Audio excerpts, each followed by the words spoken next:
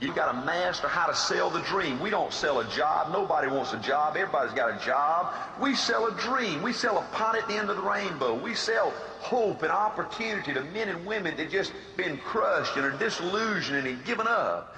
And then two, we're crusaders. You've got to master those two things. I'm always talking to you about the little things make a difference. The difference in winning and losing is this much. Folks, as far out as I can see now, for the next 10, 15, 20 years, A.L. Williams is going to always have this little competitive edge over the competition, and it's going to give you a chance to win. And so I worry that maybe you can't take winning. I mean, what it really takes, because I am a believer that experience is the greatest teacher in the world. You want to learn how to sell? You just go out there, and if you just keep selling long enough, you're going to either get good at it or you're going to die, right? Hey, you want to learn how to be a great recruiter? The best way to learn how to be a great recruiter, just go out there and try to recruit people. If you just keep recruiting, just keep charging, then you're going to learn to be a great recruiter, or you're going to starve to death or die in this business. So I'm a believer that experience is the key to greatness. I'm a believer that all it takes to become a superstar in business, to become wealthy, is a tremendous desire, a tremendous will to win, a competitive spirit, where dadgummit, you're going to demand for yourself success, that you're not going to settle for being average and ordinary. Then all the other things will fall in place in business. I want to wind up now talking to you about what I think is the number one plague in America today. The number one thing, folks, is keeping most men and women down. The number one reason most men and women don't have a chance to win. I want to talk to you this morning about the power of believing. Let me give you an example of why most people don't have a chance now. Folks, I believe now, if I got you back in the room back there after this thing was over, and I said, I guarantee you now, if you'll come to work at A.L. Williams and you'll give us everything you got, I mean, you'll bust your butt, you'll compete like you can't bleed, you won't quit, I'll give you a living for 2 years, whatever it takes for you to live on, $800 a month, $1,700 a month, $1,200, whatever it takes, I'll sign a contract with you right now. For 2 years you can make a living.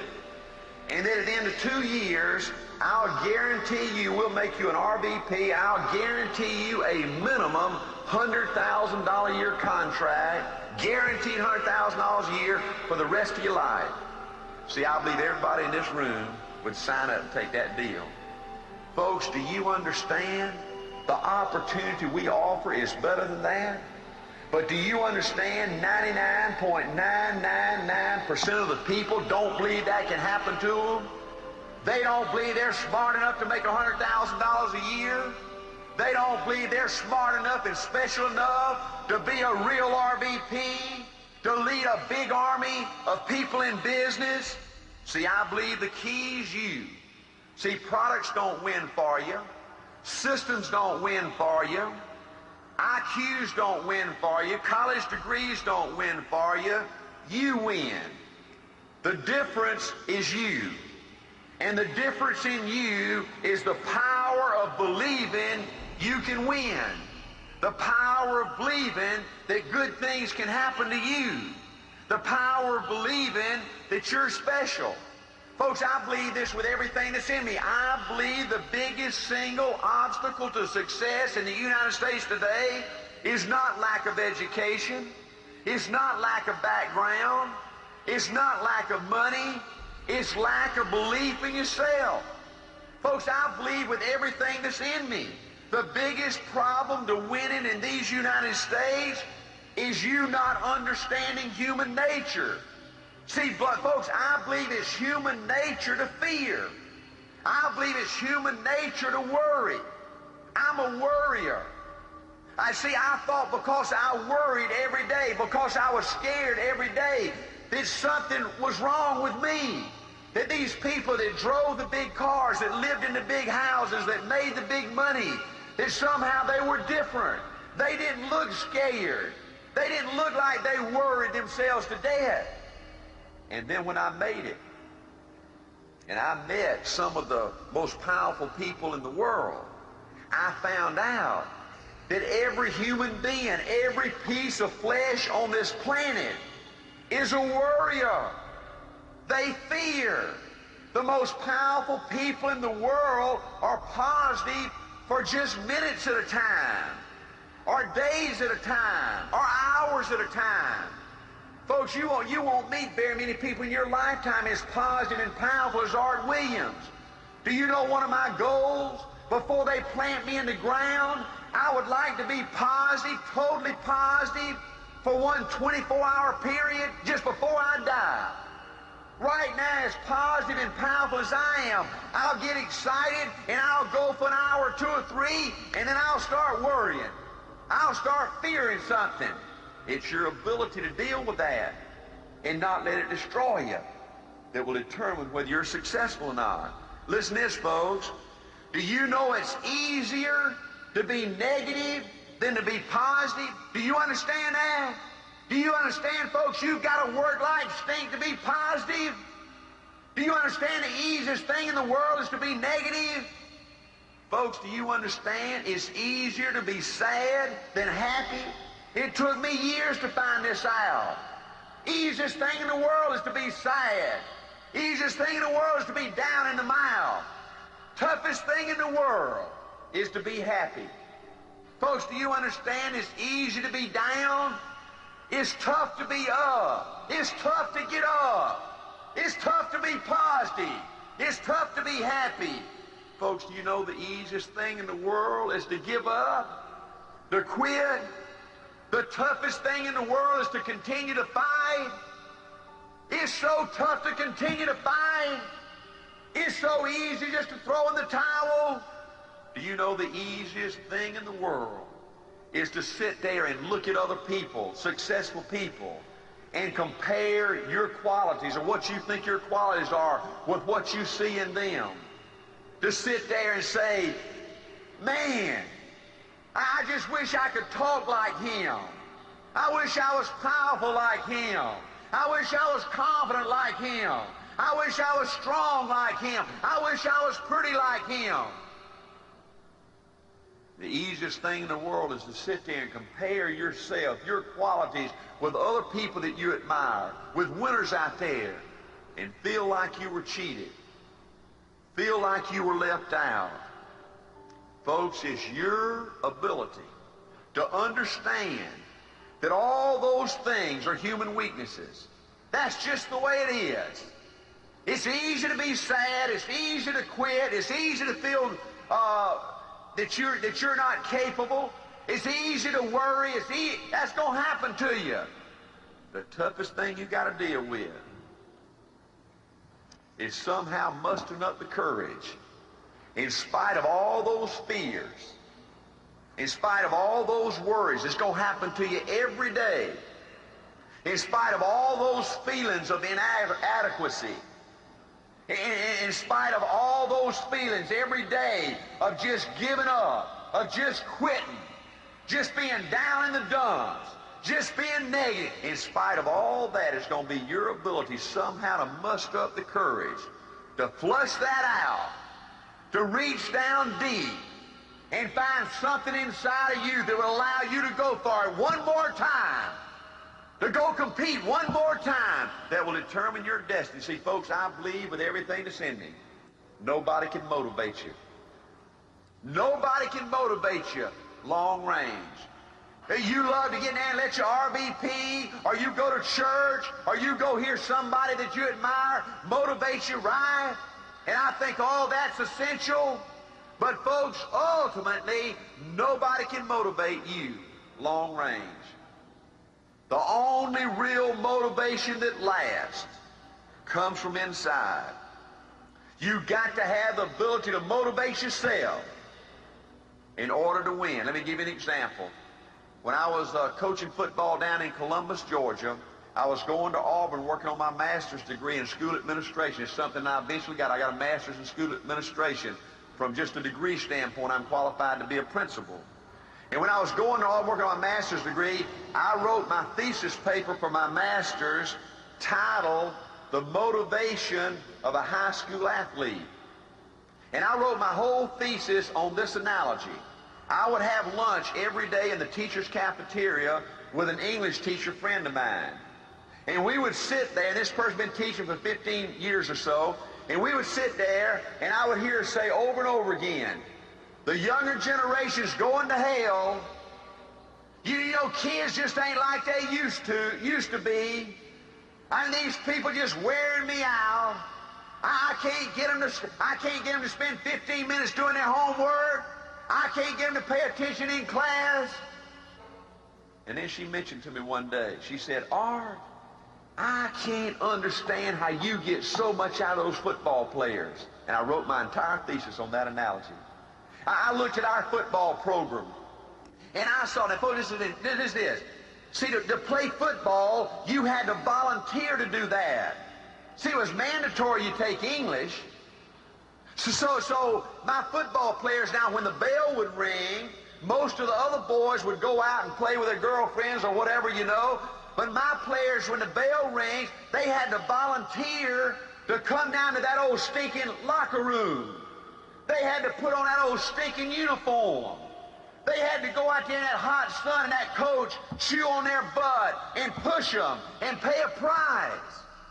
See, long after there were no names in the newspaper, there were no crowds in the stands, that bell would ring and they would come down to that weight room, and for hours they'd pump that weights. For hours they'd go out there and they'd run that hill and punish their body. Why could a coach get a kid to make an effort like that where this English teacher couldn't get a kid to spend 15 minutes studying English? And my conclusion was that it all comes down to the leader. It all comes down to how motivated the leader is. Leadership is everything. You show me anything in America that wins, and I'll show you a motivated, excited, positive leader. And I said, you take a typical winning football coach like we had in our program. Man, he would dress out with the kids. He'd take exercise with the kids. He'd work out with the kids. Man, on Friday night when we upset the #1 team in the state, he'd jump in the shower and celebrate with the kids. When a kid scored a winning touchdown, he was hugging him and jumping up and down on the sideline with him. When we had the bitter loss, he cried with the kids. In the last paragraph, I said, you show me an English teacher that loves it like a winning football coach. Yes, maybe she's got to stand up on top of her desk and throw a book and an eraser and a piece of chalk and just let it all hang out. But all of a sudden, you'd see kids get excited about English. See, nobody can motivate you but yourself. It's got to come from within. See, folks, one of my unwritten laws about winning, see, I believe life will give you what you expect. And most men and women have been so used, so abused, so put upon, that they don't see anything but unhappiness. They don't see anything but disappointment. They don't see anything but failure. Well, I'm here in Chicago to tell you, folks, if you believe you can, you can. If you believe you're special, you're special. If you believe you will, you will. But one of the biggest problems that are facing you is that most people have developed an ability to expect the worst. See, they expect the worst. And the reason for that is they don't want to be disappointed. They say, Art, I just can't afford to be hurt again. I believed in 2 or 3 things in my lifetime. I gave it everything I had, and I got killed.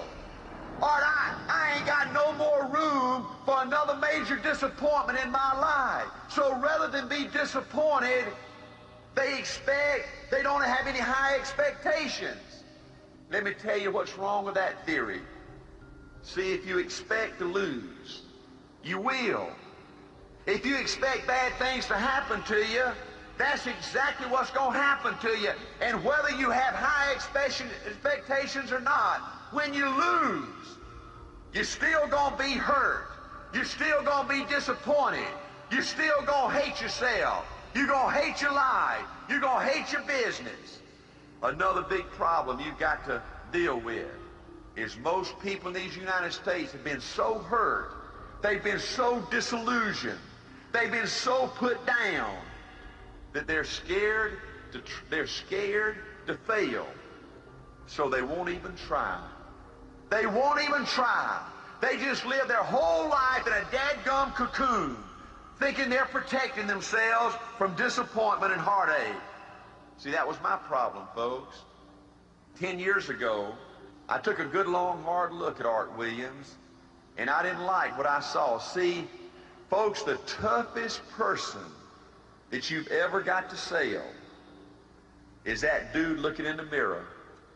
See, you can lie to everybody. You can snow everybody for a period of time. But see, the toughest person that you've got to please is that dude looking you in the mirror. See, he knows you. You can't trick him. You can't fool him. And when I looked at Art Williams 10 years ago, I didn't like Art Williams. I didn't like what he had become. And I was sad and I was sick about it. See, 10 years ago, I looked back at my life, folks, and it scared me. It shook me up. If I had my life to live over again, I'd change so many things. You know, as a youngster, I didn't care about reading and writing and arithmetic, stuff like that. All I wanted to be was a good athlete. My dad was a coach. People that meant the most to me in my young life were coaches. I worked harder than most. I loved playing more than most. But I was just a little bit better than average. You know, my 6th game of my senior year in Tifton, Georgia, I broke my arm. I'd been a starting quarterback in that town for 3 years. Football was so important in that little old town of 10,000 people. On Friday night, they'd lock up the dadgum town, and everybody'd go to the football game. You know my attitude was, man, I mean, these times are just going to go on forever. Man, I'm having fun. They're just going to go on. I took so much for granted, and then all of a sudden, the 6th game of my senior year, I broke my arm. Folks, I thought they were going to lock up the stadium.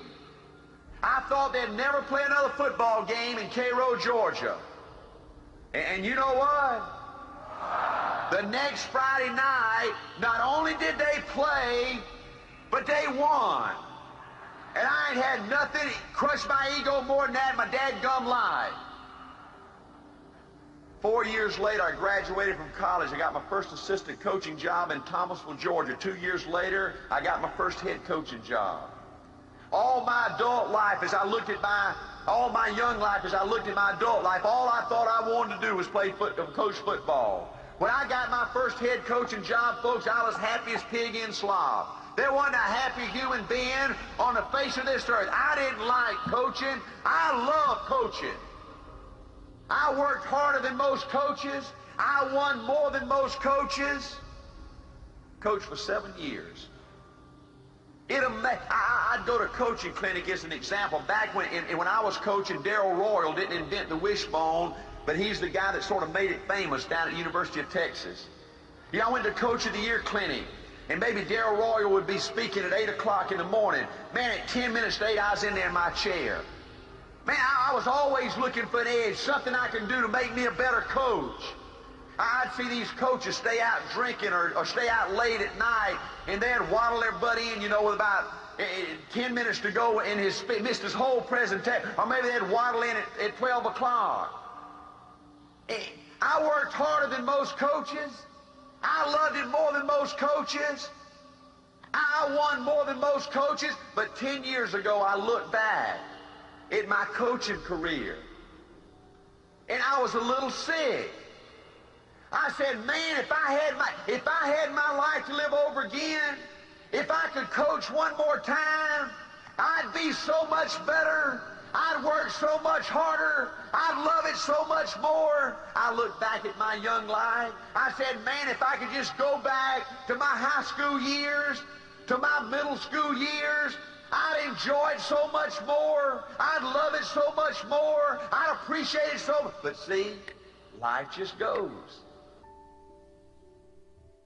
10 years ago, I looked back at my first 7 years in business. I went to ITT, financial services, my first 4 years. The next year, I became a vice president with Waddell and Reed, who sold term insurance and mutual funds down in the South, in Atlanta. I went as a vice president. I spent 7 years in financial services before we founded A.L. Williams. 10 years ago, I looked at those 7 years. It was just another rerun of my life. I loved it more than most. I worked harder than most. I made a little bit more money than most. I got more promotions than most.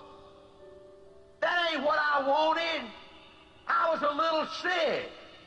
I didn't want to be better than most. I didn't want to be a little bit better than average and ordinary.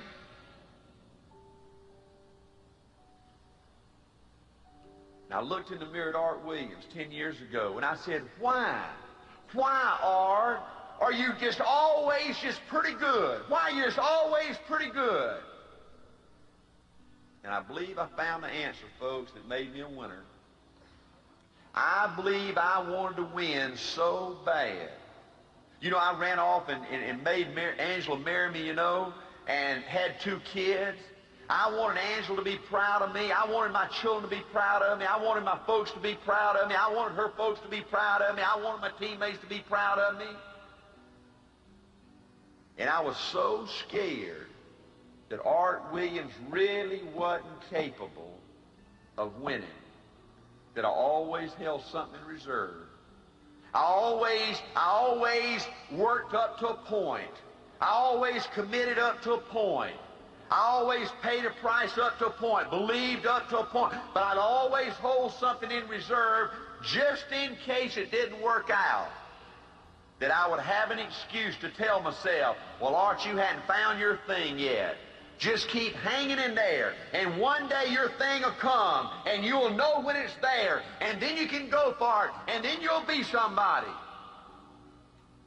And I found out 10 years ago that time was running out, and you don't have an unlimited opportunity to be somebody. And at some point in your time, you got to stand and fight. And I made up my mind 10 years ago when we founded A.L. Williams that this was going to be it for me. That I was going to do it or not do it at A.L. Williams. This is where I'm pitching my tent. I'm going to see this thing through. I don't know if I can make it. Nobody does. I don't know if I'm capable. Nobody does.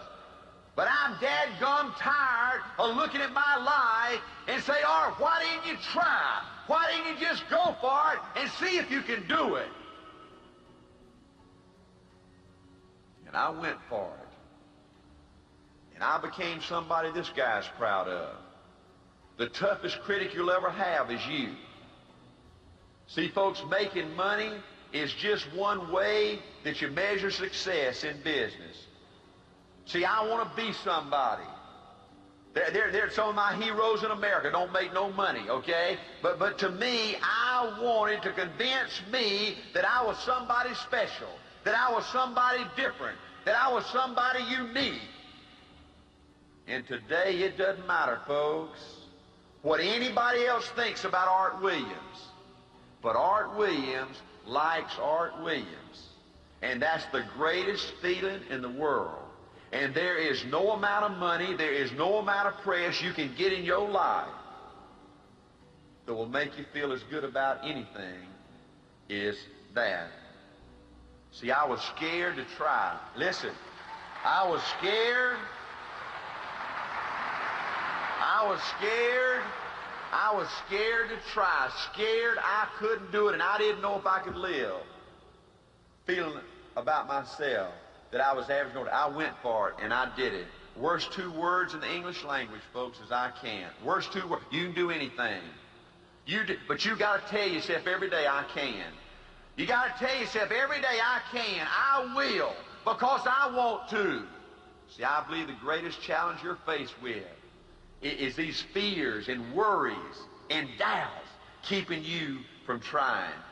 One of the greatest things that have been told to me in my life, one of my early managers in ITT says, Art, 99% of the things you worry about never happen, so why worry? I wish I could apply that to my life today. I believe it's your ability, folks, to try, to go for it, to believe that you're special, to believe that you're unique, to believe that you're different. Now, I'm winding this thing up now. Hang with me now. I'm going to give you, when I talk to you, I like to give you things, folks, you can take back and apply to your life and help you win like right now. See, I believe you can change your life in 30 days. I believe that. 30 days from now, folks, if you want to bad enough, you can be a different person than you are right now today. Your whole life can look different than it does right now today. See, you've got to start seeing good things happen to you. You've got to begin to like yourself again. Let me give you 8 things you can do to begin to make that happen. And folks, 30 days from now, you won't be the same person, and you'll begin your road to greatness. Number 1, folks, you can't let the bitchers and the complainers and the quitters and the excuse makers change you and make you sour, make you quit, you're a leader. You're a leader. You're a motivator. You're a builder. You're a coach. You're a winner. Let me tell you what you're not. You're not a marriage counselor. See, I believe 99.9% of the people that think they got marriage problems and think they got to go to a marriage counselor, they need a marriage counselor like they need a hole in the head. So when these people come in, they will start talking to you about the marriage problem. You say, time out. I ain't no marriage counselor. I'm a leader. I'm a winner. I'm a motivator. I ain't no psychiatrist. I can't tell you the number of men and women that come sit down in my office talk to me about their mama didn't love them just right or their teacher didn't treat them just right. I don't know about all that stuff. I ain't no psychiatrist. And I'll tell you this. I'm a winner. I'm a builder. I'm a motivator. I ain't no banker. I ain't no banker. I don't loan money. I've loaned and give away more money than most of you'll make in your lifetime. Do you know, folks, I have never loaned a penny to anybody that didn't need some more a few months down the road. I ain't no banker. I'll give you everything I got. I'll give you my positive attitude. I'll give you my toughness. I'll give you my best. But I ain't giving you my money. Because all that does is delays the dadgum problem. I ain't no mediator. It amazes me how people can't live with a human race. I ain't spending my life settling disputes. If you can't get along with a human race, don't let the door hit you in the butt. Hey, I ain't no babysitter. I'm a leader. I'm a winner. Folks, if you want to win, principle number 1, you got to spend time with those that want it, those that believe, those that are positive, those that want to show up and fight. Number 2, you got to learn to treat people good. I believe, folks, by learning to treat people good, you begin to like yourself. I believe that. I believe you've got to develop the ability to look for the good things in people. And that is so foreign to the way most of these universities and people teach you to treat people. In business, they teach you to operate at a distance. Don't get to know your people. That's not tough management. Bull. You got to learn to love your people, to care about your people, to get to know your people.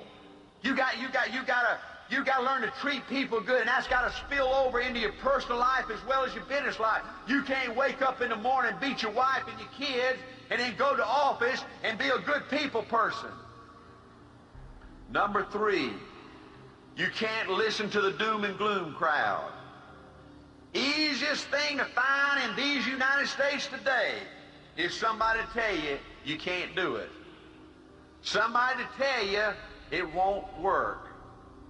Folks, I tell you, one of the saddest things I see in America today is men and women that stick their head up, trying to do something, trying to make a difference, and rather than applaud you and say hallelujah, they try to pull you back down, knock your head off, say bad things about you. Don't listen to the doom and gloom cloud. Number 4, don't worry about what others say. Don't worry about what others say. Folks, I'm telling you, even your family, even your closest friends, they talk behind your back.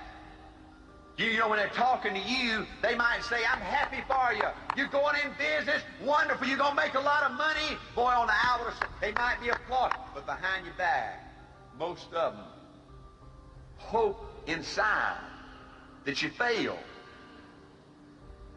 So it don't make them feel bad. See, folks, the only way for people not to talk about you is don't do nothing. The only way for people not to talk about you is to be average and ordinary like everybody else out there. Don't worry about what others say.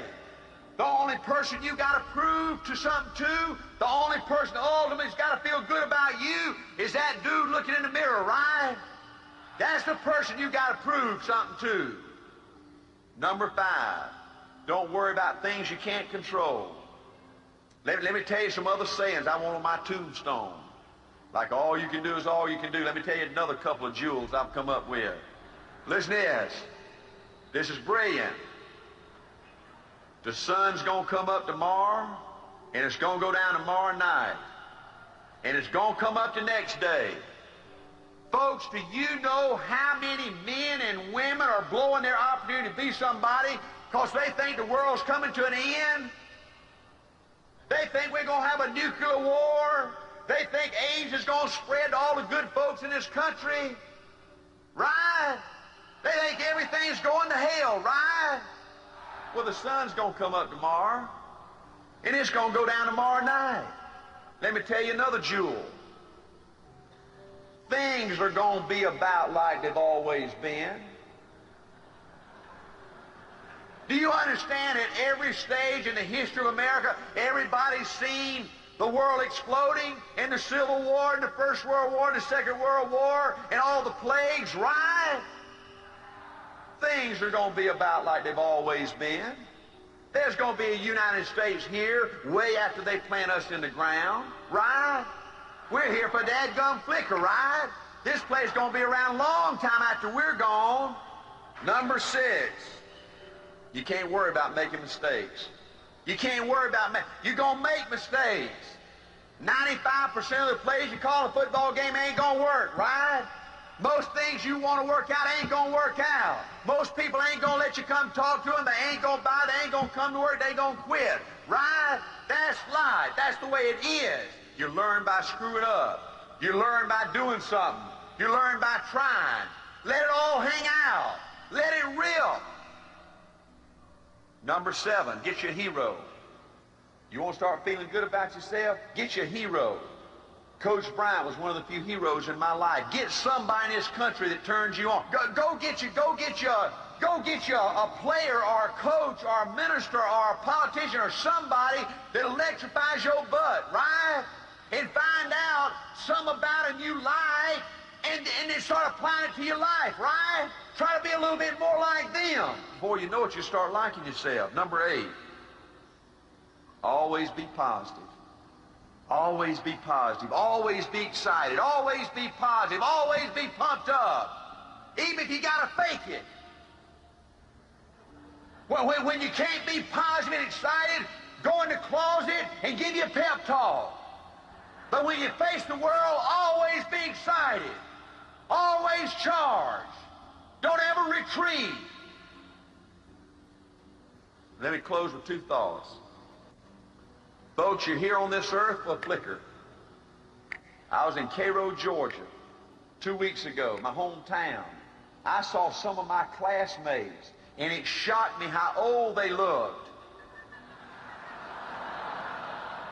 Hey, folks, do you know I'm 45 years old, but I don't feel one day over 16. I don't feel old. I got a picture at my home. When little Art was born, there were 5 generations in the Williams family. Folks, I used to look at my parents as ancient, old folks. I used to look at my grandparents as death warmed over.